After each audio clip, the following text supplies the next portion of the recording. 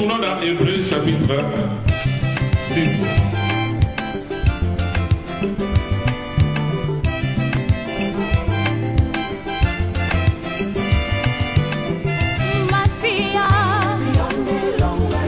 Le verset 1 à 2, je reprends la lecture. C'est pourquoi, laissons les éléments de la parole de Christ, tendons à ce qui est parfait, sans poser de nouveau le fondement du renoncement aux œuvres mortes, de la foi en Dieu, de la doctrine des baptêmes, de l'imposition des mains, de la résurrection des morts et du jugement éternel. Et aujourd'hui, nous allons prendre le premier point, le fondement du renoncement aux œuvres mortes. Je reprends le premier élément, le fondement du renoncement aux œuvres mortes. Allons dans Luc au chapitre 3. Le verset 8. Là, nous voyons l'enseignement de Jean-Baptiste dans le désert.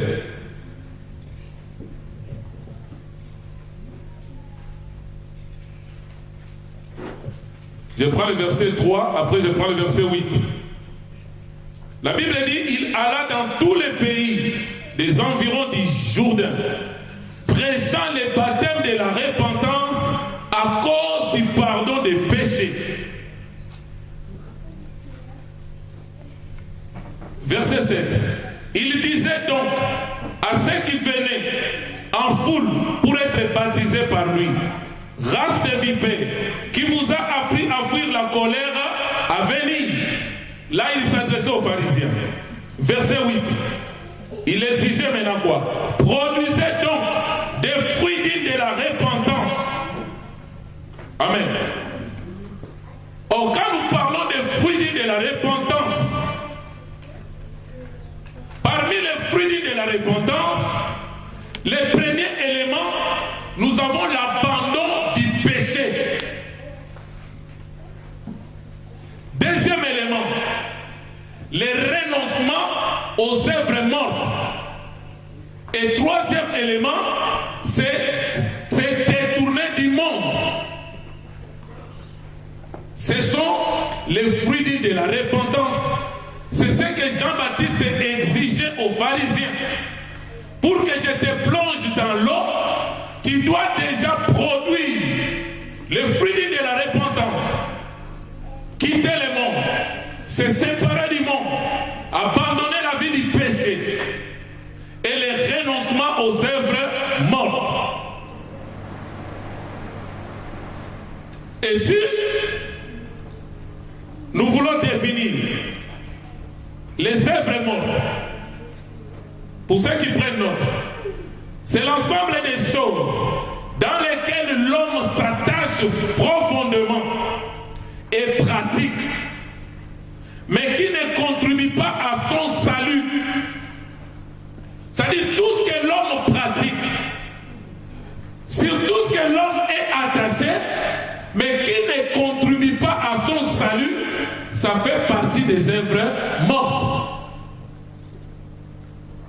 Si vous lisez dans 1 Corinthiens 6, le verset 12 nous dit « Tout m'est permis ». Ma réalité, tout n'est pas utile. Parce que tout n'édifie pas. Je dois faire des choses qui contribuent à mon édification. Et quand nous parlons de l'édification, nous voyons la construction. Alléluia. La Bible dit, celui qui entend ma parole et qui les met en pratique, il est semblable à l'homme prudent qui a bâti sa maison sur les rocs. Et si toi, tu es en train de bâtir ta vie, tu veux voir Jésus bâtir ta vie, quand tu reçois la parole, écoute la parole et mets la parole en pratique. Quelqu'un me saisit?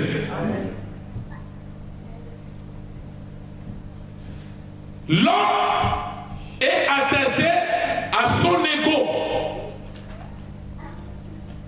Parce que le fondement du renoncement aux œuvres mortes, un païen ne peut pas l'accomplir.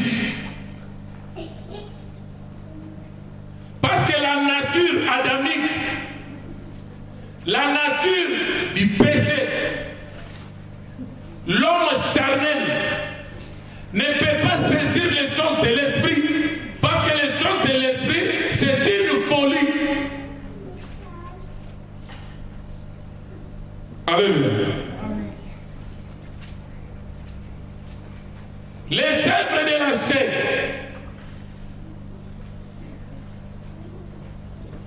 Ce sont ce que l'homme charnel pratique.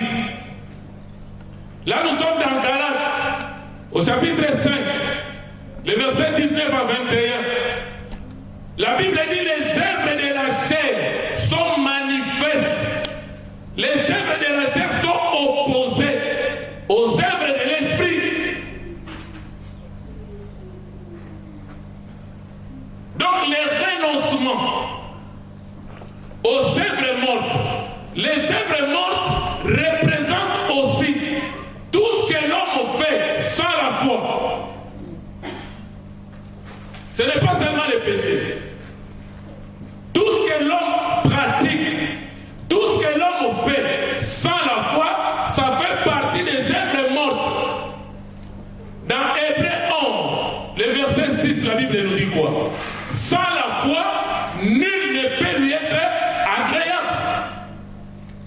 Et que celui qui s'approche de Dieu doit premièrement croire que ce Dieu-là existe et il est le rémunérateur de ceux qui le cherchent. Et celui qui n'a pas la foi, tout ce qu'il accomplit, ça fait partie des œuvres mortes. Alléluia. Mais maintenant, les renoncements, ça vient du verbe renoncer. Or, quand nous disons renoncer à quelque chose, c'est abandonner. Si tu étais attaché à quelque chose, on te dit sépare. Si tu pratiquais quelque chose qui ne contribue pas à ton salut, on te dit cesse de le faire. C'est ça le renoncement. Mais quand nous prenons le verbe renoncer, c'est un verbe transitif. C'est comme une action de l'homme vers quelque chose qui est de l'extérieur. Alléluia. Mais il y a aussi un autre verbe qui explique aussi le renoncement. C'est le verbe se renoncer. Là, ça fait partie des verbes pronominaux. Parce qu'il y a les pronoms se. Maintenant, se renoncer, ce n'est pas par rapport à quelque chose qui est en dehors de toi. Mais se renoncer, ça te concerne toi-même.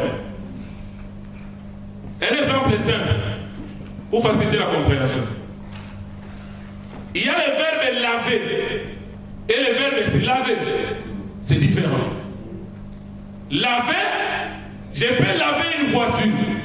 Je peux laver mon enfant. Mais pour ce qui me concerne, ça devient se laver. Je me lave. Là, l'action est centrée sur soi-même. Alléluia.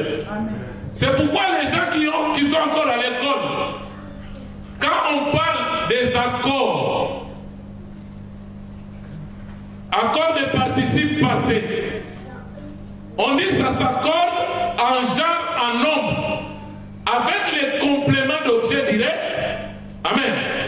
Mais pour ce qui est des verbes pronominaux, l'accord se fait avec les pronoms c'est. Si ces pronoms jouent le rôle du complément d'objet direct.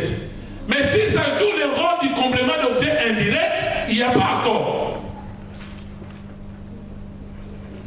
Alléluia. Amen. Dans Matthieu 16, le verset 24. Vous y êtes? Alors Jésus dit à ses disciples, si quelqu'un veut venir après moi, la première des choses, qu'il renonce à lui-même. Deuxième, qu'il se charge de sa croix. Et troisième, qu'il me suive. Alléluia. La personne ne peut pas suivre Jésus s'il n'a pas encore rempli les deux premières conditions. Pour suivre Jésus, pour marcher Jésus, tu dois premièrement renoncer à soi-même. Alléluia. Parce que l'homme par nature, il est égoïste. Par nature, il est égocentrique. Il veut toujours être le centre d'intérêt. C'est une nature. Alléluia. Quand tu prends les petits enfants, un enfant peut être dans les salons, en train de jouer. Ses parents, avec les invités, sont en train de parler, de rigoler. Mais remarquez bien l'enfant, quand il vous voit tous dans cette ambiance-là, l'enfant se sent écarté. L'enfant va s'approcher, même s'il ne sait pas parler. Il va commencer à essayer de parler pour attirer l'attention. Soit il peut commencer à pleurer pour attirer l'attention. Donc c'est une nature dès le bas âge. Alléluia. Amen. Alléluia. Amen. Parce que l'homme par nature est imbibé de sa propre personne. Alléluia. Amen. Maintenant la Bible nous dit, nous devons d'abord nous renoncer à nous-mêmes. Alléluia.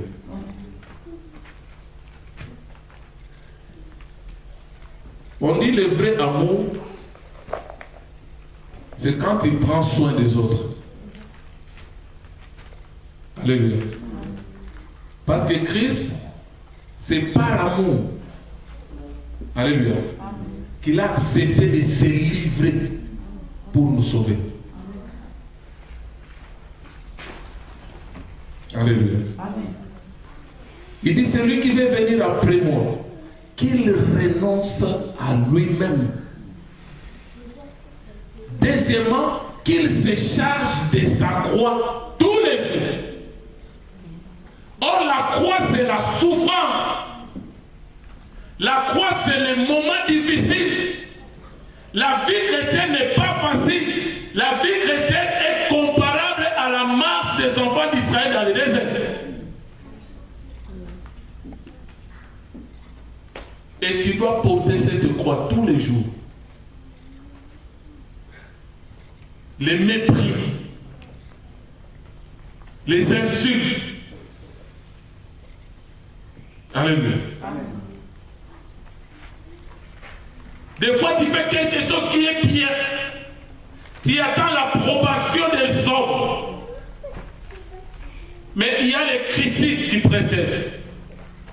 Tu es découragé. Alléluia. Parce que quelque part, ça a touché ton ego. On ne peut pas suivre Jésus si on ne sait pas renoncer d'abord à soi. Prends tout ce qui est comme intérêt, comme avantage que le monde te donne. Tu t'en sépares. L'apôtre Paul a dit, je crois dans Philippiens. Alors dans Philippiens.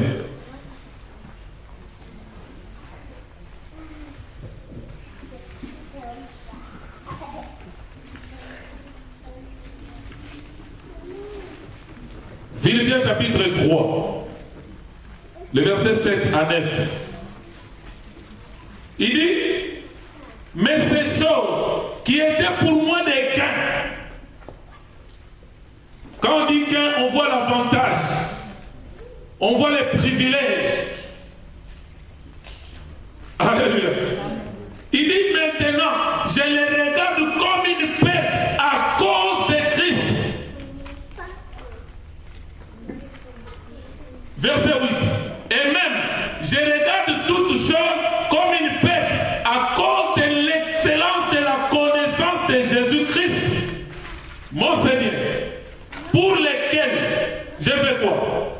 J'ai renoncé à tout. Je les regarde comme de la boue afin de gagner Christ. Avec Dieu, nous jouons qui perd gagne.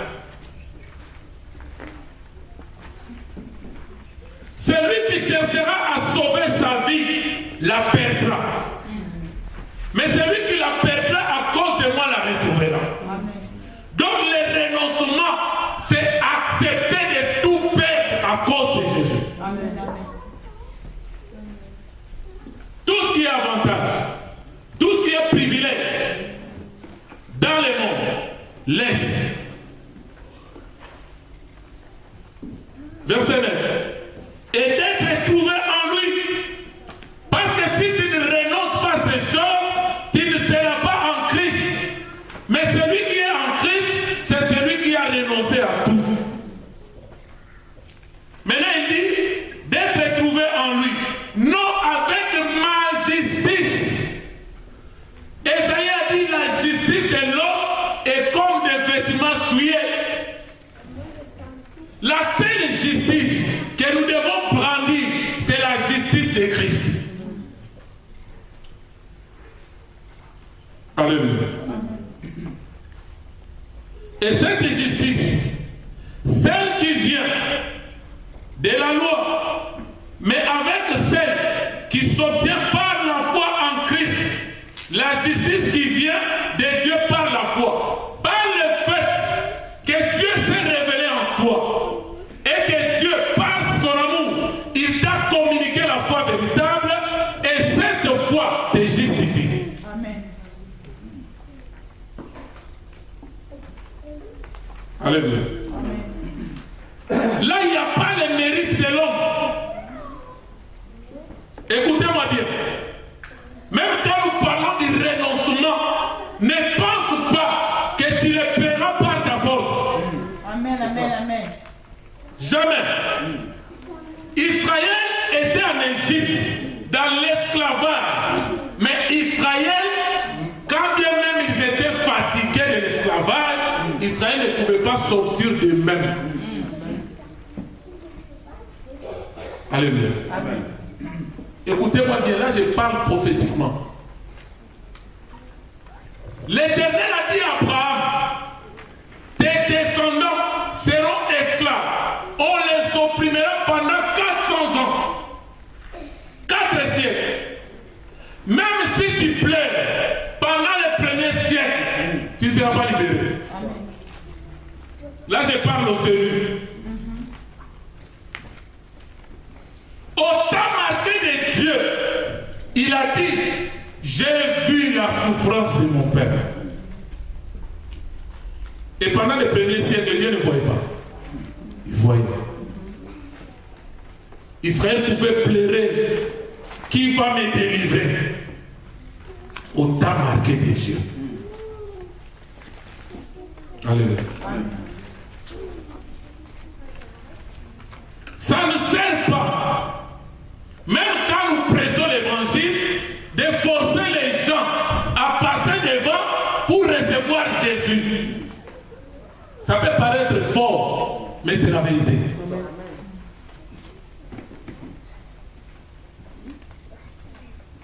Tout cela, ça fait partie des rituels et des principes humains pour gagner les âmes. Une parenthèse.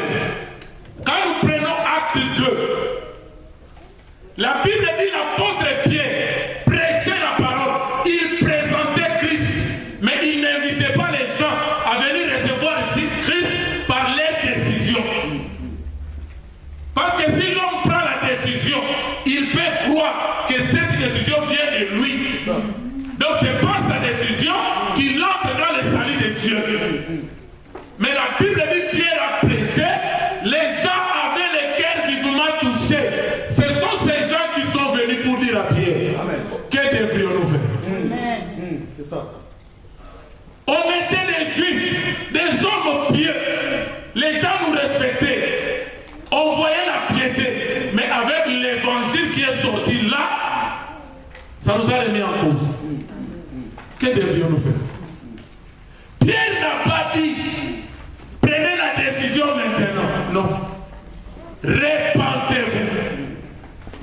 Et que chacun de vous soit baptisé au nom du Seigneur Jésus-Christ pour le pardon de vos péchés et vous recevrez le don du Saint-Esprit.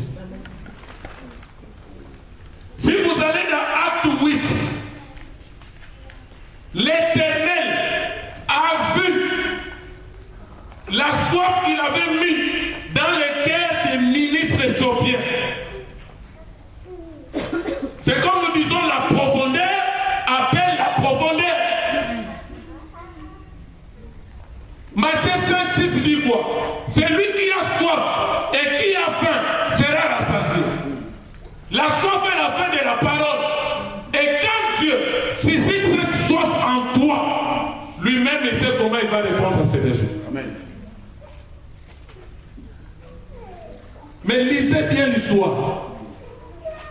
L'énigme éthiopien était parti adorer Dieu à Jérusalem, un Dieu qu'il ne connaît pas. Et Jésus a dit à la femme samaritaine, vous adorez celui que vous ne connaissez pas.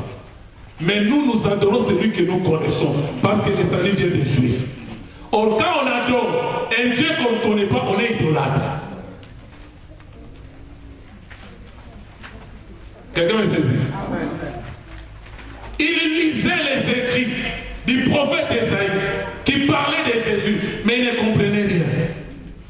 Mais Dieu, dans son amour, parce qu'il a compris que ça fait longtemps que l'énigme éthiopien a l'habitude d'aller à Jérusalem adorer Dieu. Mais tu peux dire, l'énigme éthiopien c'est un véritable chrétien, mais il n'était pas encore né. Mais il partait adorer. C'est comme ce matin, Dieu est venu à l'église pour adorer le Seigneur. Mais peut-être, jusque-là, il n'a pas encore rencontré Jésus.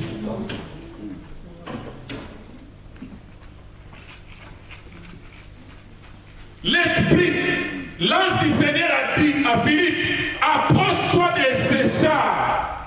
Quand il s'est approché, il voit l'énigme éthiopien en train de lire. Il dit, tu comprends ce que tu dis? Dis-moi. Si tu ne m'expliques pas, comment je peux comprendre? On l'amène à la boucherie, comme une brebis, sans ouvrir la bouche. Mais de qui s'agit-il?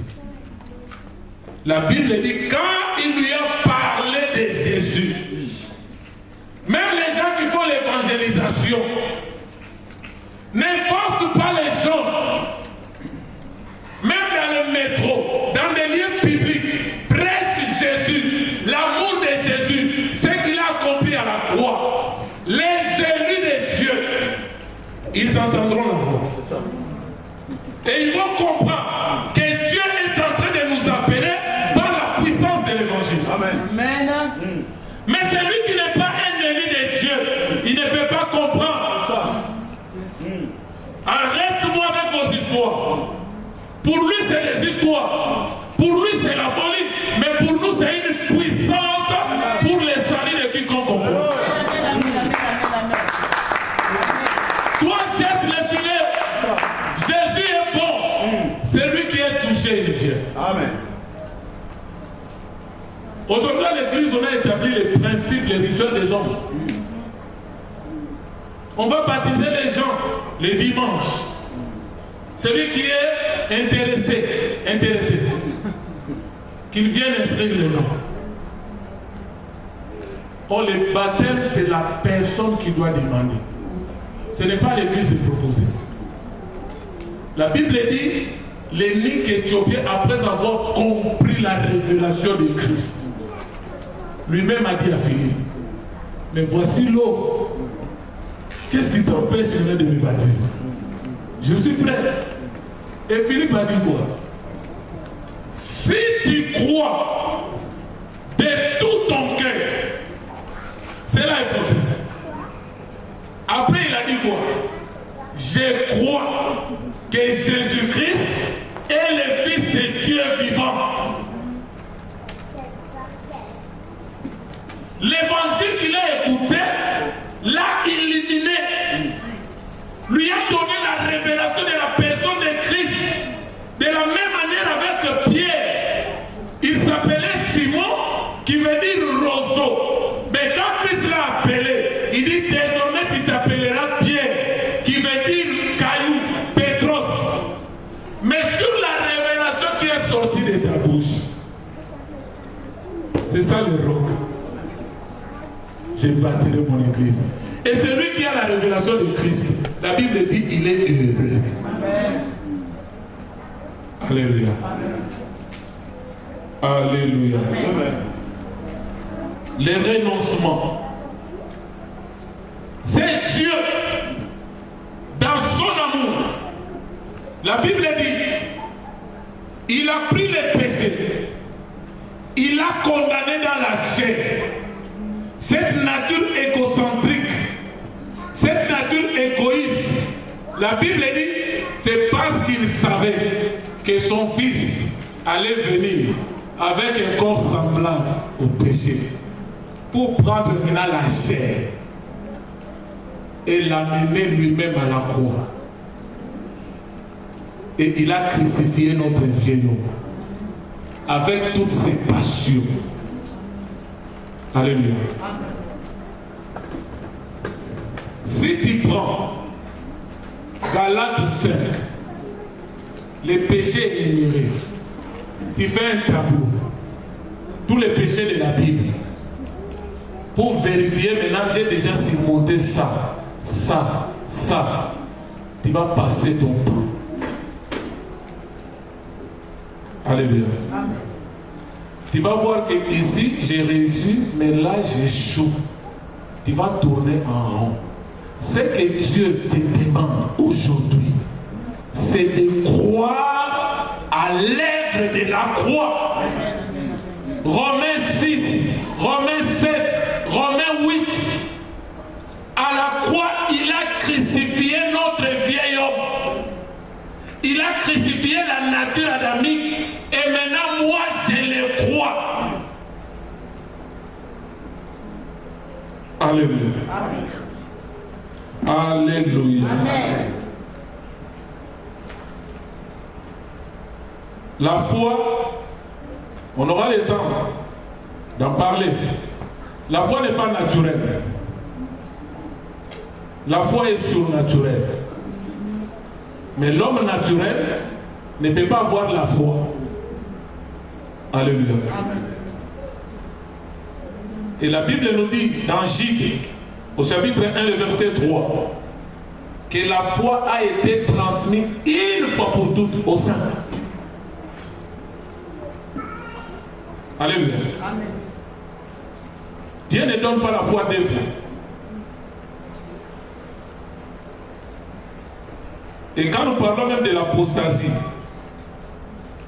comme l'abandon de la foi, en réalité, l'apostasie ne concerne pas les élus de Dieu. La Bible dit dans Matthieu 24, tellement la séduction sera grande, comme nous voyons actuellement, avec des miracles mensongers, des prodiges mensongers qui viennent du diable pour séduire un grand nombre de gens. Mais la Bible dit, si c'était possible, les élus, c'est pour dire, un élu ne peut pas être emporté. Alléluia. Amen. L'apostasie, quelque part, c'est une sélection. Dieu est en train de séparer son peuple. Alléluia. Amen. Alléluia. Amen.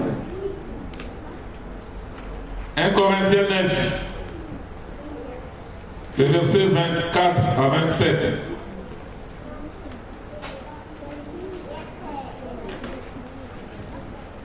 L'apôtre Paul dit, ne savez-vous pas que ceux qui courent dans les stades courent tous, mais un seul remporte le prix. Courez de manière à les remporter. Tous ceux qui combattent se posent toute espèce d'abstinence. Parce que l'abstinence ici, ça fait partie du renoncement aux œuvres mortes. Amen. Ils le font pour obtenir une couronne corruptible. Mais nous, les faisons pour une couronne incorruptible. Moi donc, je cours, non pas comme à l'aventure, je frappe, non pas comme batailleur, mais je traite durement mon corps. Je les tiens assujettis. De peur d'être moi-même désapprouvé après avoir prêché aux autres. Alléluia. Il dit, je traite directement mon corps. Traiter directement son corps, cela ne veut pas dire aller enchaîner ton corps, prendre le fouet, frapper sur ton corps, faire des incisions. Non.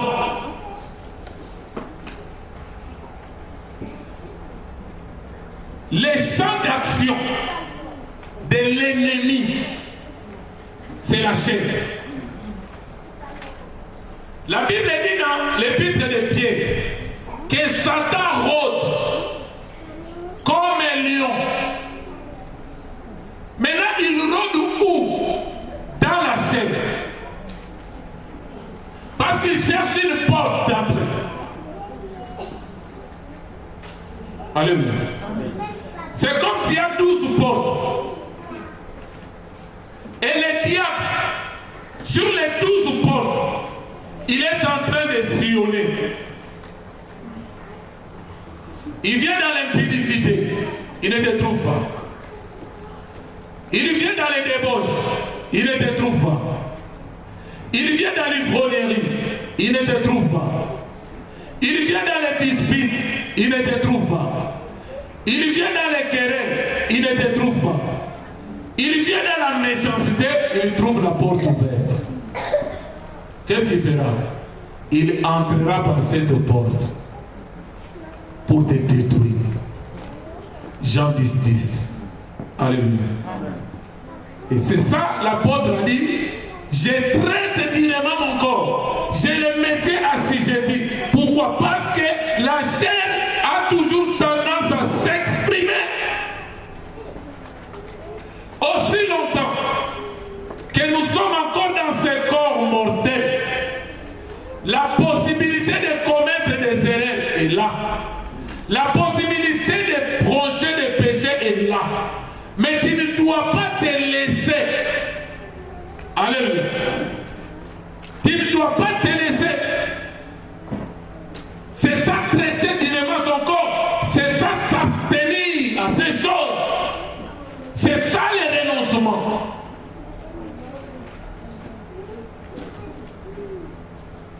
Il dit de peur qu'après avoir prêché aux autres, parce que prêcher l'évangile ne te donne pas accès au ciel.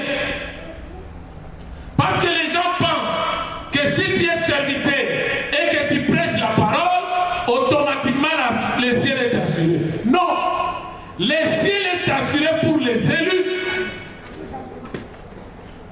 C'est pourquoi parmi les serviteurs, si tu n'es pas l'espèce de Jérémie, où l'Éternel a dit dans Jérémie 1, avant que tu viennes dans le monde, avant que tu sois formé dans le ventre de ta mère, moi l'Éternel, je te connaissais. Amen. Il connaît ses élus avant le temps. Alléluia. Et quand vous allez dans Matthieu 7, la Bible dit, tous qui m'appellent Seigneur, Seigneur, n'hériteront point le royaume de Dieu. Et plusieurs viendront ce jour-là. Ce sont des serviteurs. J'ai prêché à ton nom. J'ai chassé les démons à ton nom. J'ai fait des miracles à ton nom. J'ai guéri les malades à ton nom. Mais la réponse du Seigneur, il dit quoi? Retirez-vous de moi. Les problèmes, les grands problèmes, ce n'est pas parce qu'ils commettaient l'iniquité, mais les grands problèmes, parce que je ne vous ai jamais connu. Dans mon cercle depuis l'éternité, je ne vous connaissais jamais. Parce que mes élus que j'ai choisis avant le temps, j'ai inscrit leur nom dans le livre de vie de l'agneau. Alléluia. Alléluia. Amen.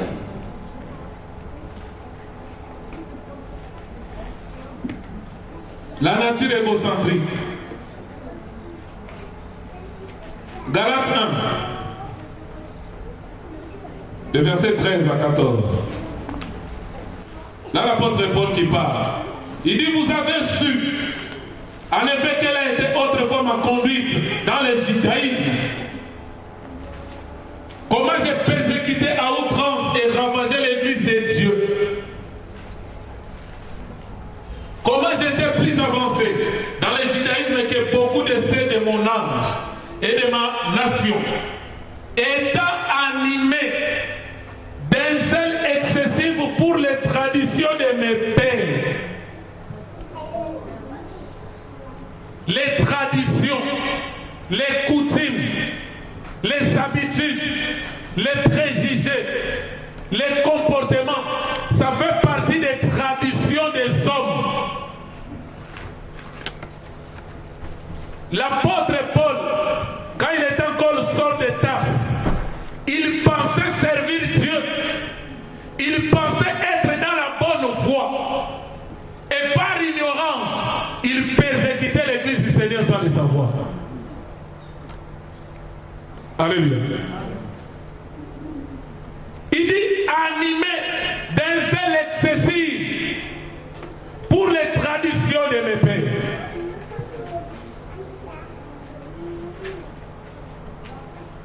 Dans le christianisme véritable de Jésus-Christ, si nous parlons du renoncement aux œuvres mortes, la tradition en fait partie. Et quand nous parlons de la tradition des hommes, nous voyons les coutumes. De la même manière, Christ, il reprochait aux pharisiens, dans Matthieu 15, le verset 1 à 9, il dit, vous transgressez les commandements de Dieu au détriment de vos traditions. Et ici, l'apôtre Paul, pendant qu'il était encore dans le judaïsme, il avait des préjugés. Et aujourd'hui, dans les milieux chrétiens, il y a des préjugés. Ça fait partie des œuvres mortes. Vous connaissez les préjugés, non? Hein?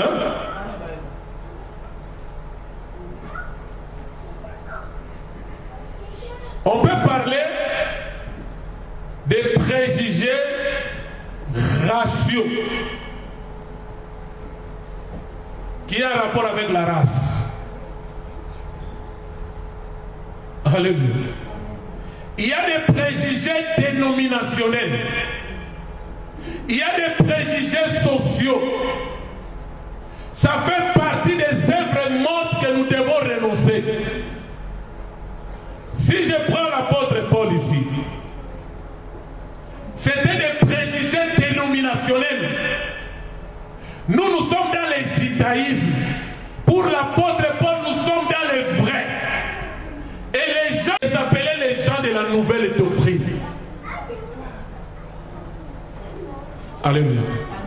Donc pour lui, les apôtres de Jésus, les disciples de Jésus, ils avaient une autre doctrine. Les gens de la nouvelle doctrine. Maintenant, nous, les judaïsmes, nous sommes des vrais. Voilà pourquoi nous devons les persécuter.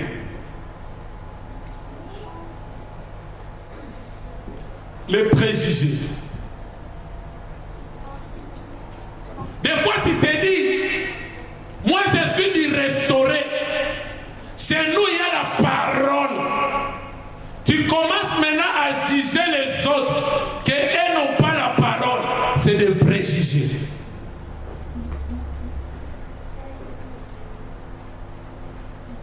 Les préjugés dénominationnels. Nous, on ne peut pas nous réunir avec eux parce que nous n'avons pas les mêmes doctrines. Nous ne voyons pas la parole dans la même direction. Mais si Jésus est le dénominateur commun, pourquoi la différence? Si moi j'ai le Saint-Esprit, toi tu as le Saint-Esprit, qu'est-ce qui fait que mon Saint-Esprit ne s'entend pas avec ton Saint-Esprit? Amen. Alléluia. Parce que le Saint-Esprit n'est pas divisé. Nous avons dit que la maison que Christ est en train de bâtir, son église, quand la plénitude vient, tout enfant de Dieu il est bénéficiaire de cette onction de l'esprit. Mais pourquoi la division? L'apôtre Paul a dit, si vous avez une divergence de points de vue, d'opinion, ne vous querellez pas, ne vous divisez pas, avancez et Christ vous éclairera. Alléluia. Amen. Les préjugés dénominationnels.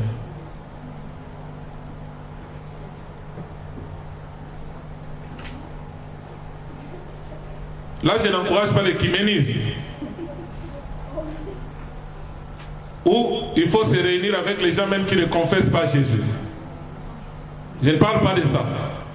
Mais si nous avons tous Jésus-Christ comme fondement, si toi tu crois au ministère de la femme, et que moi je ne crois pas au ministère de la femme, on n'est pas ennemis.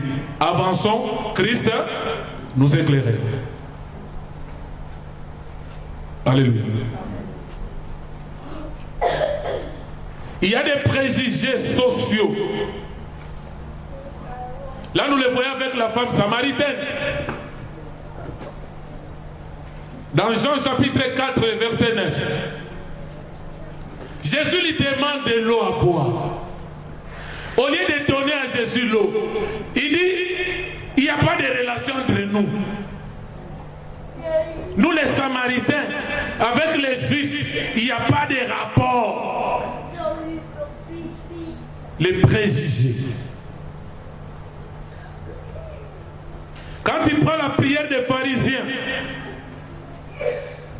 dans Luc 18, les versets 10 à 14, Matthieu 9, le verset 11, quelqu'un qui vient prier, il dit, Seigneur, moi je ne suis pas comme ces publicains, comme ces voleurs.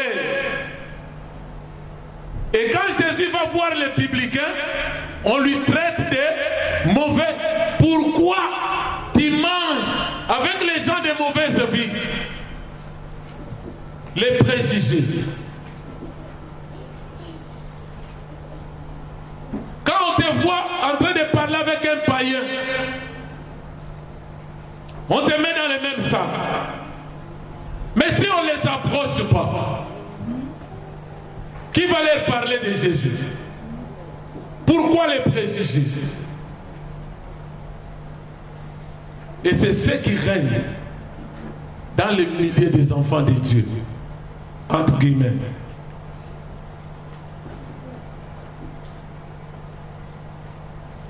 Les préjugés raciaux. Tu es là, tu pries. Mais des fois tu dis, j'aime pas les blancs.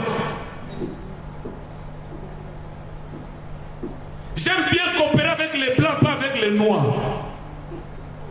Pendant ce temps, tu es aussi noir. J'aime coopérer avec les chauds, pas avec les rouges. Et je vais vous dire, la notion de la race n'existe pas, n'est pas biblique. C'est comme si vous ne croyez pas. Alors dans Genèse, vous allez me dire, Genèse 1, quand il a créé les animaux, il a créé l'homme. Vous allez me dire s'il y a des problèmes de race. Genèse 1.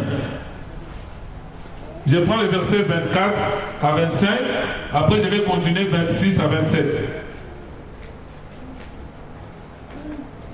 Genèse 1, le verset 24 à 25. La Bible dit, Dieu dit que la terre produise des animaux vivants. Selon quoi? Selon l'air. Là les animaux. Selon l'air. Il y a plusieurs. Les lions peuvent dire, notre espèce ne s'entend pas avec les chèvres. Parce que nous n'avons pas les mêmes espèces. Amen. Du bétail, des reptiles, des animaux terrestres, selon leur espèce, cela fit ainsi. Dieu fit les animaux de la terre selon leur espèce, les bétails selon son espèce, et tous les reptiles de la terre selon leur espèce. Dieu vit que cela était bon. Maintenant pour l'homme. Dieu a dit, puis Dieu dit, faisons l'homme selon leur espèce. Alors, il dit, faisons l'homme à notre image. Maintenant l'image de Dieu à quelle espèce? Selon notre ressemblance. La ressemblance de Dieu à quelle espèce? Dieu est esprit. L'homme qu'il a créé est esprit. Amen. Il possède une âme, il vit dans un corps. Si mon corps est noir, je ne suis pas noir. Amen. Si mon corps est blanc, je ne suis pas blanc. Amen. Si mon corps est jaune, je ne suis pas jaune.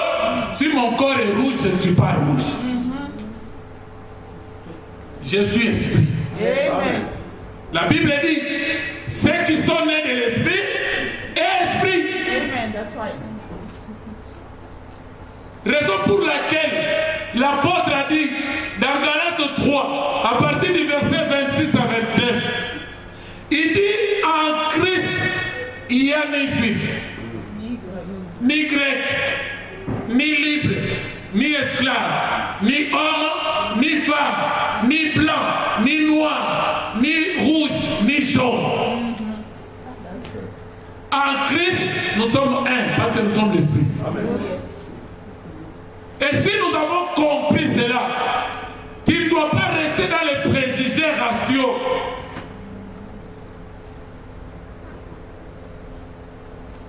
Moi, quand j'ai pris, j'aime pas qu'il y ait des... Pourquoi? Je vais vous dire une chose. Quand nous venons à l'église, frère, un exemple simple. Si, tel que nous sommes là, imagine-toi que tu es le seul élu de Dieu. Les autres sont des ivrés. Imagine-toi le combat que tu auras. Parce que Christ a dit, laissez les deux semences croître ensemble. Amen. Et ce qui fait croître les deux semences, c'est la même parole qui sort. Les blés doivent croître jusqu'à la maturité spirituelle, recevoir l'amour. C'est ça quand les blés s'inclinent. L'humilité qui est produite par l'amour. Mais l'ivré, il croit, il devient comme ça. L'orgueil et l'arrogance. Mais maintenant, si toi tu viens pour regarder les autres, tu vas te retarder pour rien. Toi, dis-toi, je viens chercher la face de mon Dieu.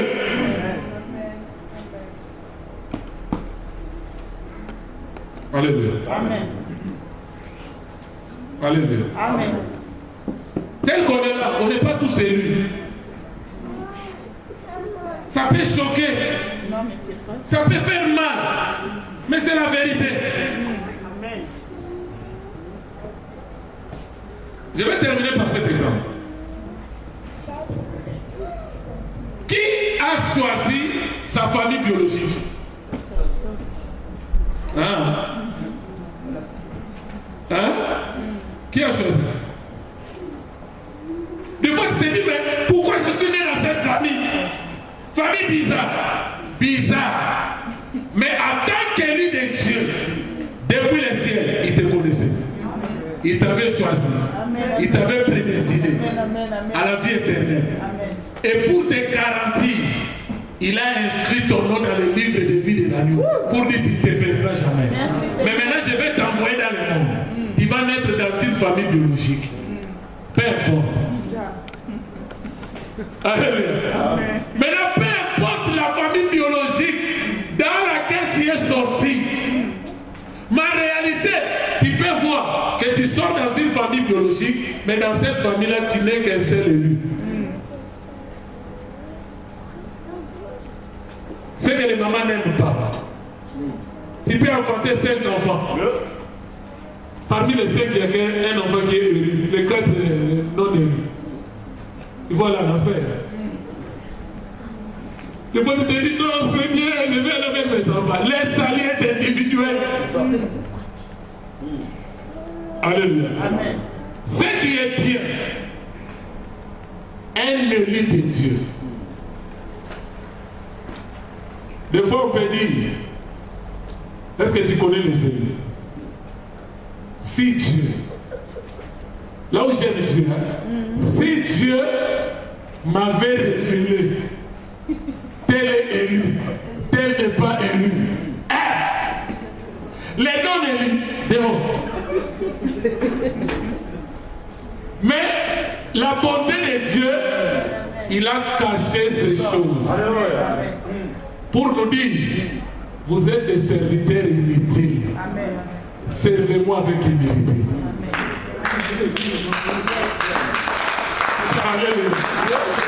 Servez-moi avec humilité. Même s'il me dit, garde les secrets, mon serviteur. Tel. Les jours où tu feras des problèmes, je peux vraiment me déconnecter. Je dis, tu sais pas que derrière toi, tu n'es pas élu. C'est la nature humaine. C'est Jésus qui a dit, ce n'est pas vous qui m'avez choisi. C'est moi qui vous ai choisi. Mais l'un de vous est un démon. Et si on veut dire aux autres, les démons c'est Shida, à l'instant on devrait les tuer.